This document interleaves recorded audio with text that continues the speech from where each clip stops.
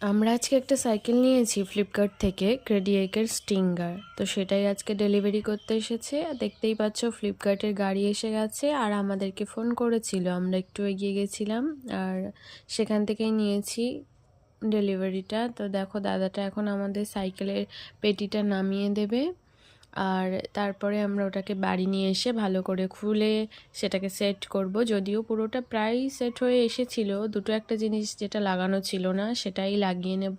আর কি কি অ্যাক্সেসরিজগুলো এসেছে সেটাও নিশ্চয়ই তোমাদের সঙ্গে শেয়ার করব। তো আমার পুরো ভিডিওটা ডেসক্রিপশন বক্সে লিঙ্ক দেওয়া থাকবে, তোমরা অবশ্যই দেখতে পারো।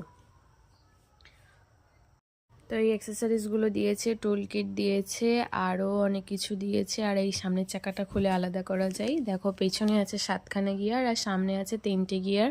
আর গিয়ারগুলো চেঞ্জ করতে হয় এখান থেকে। তো এটা হচ্ছে তোমার সামনের গিয়ার চেঞ্জ হবে আর এটা হচ্ছে পিছনের গিয়ার।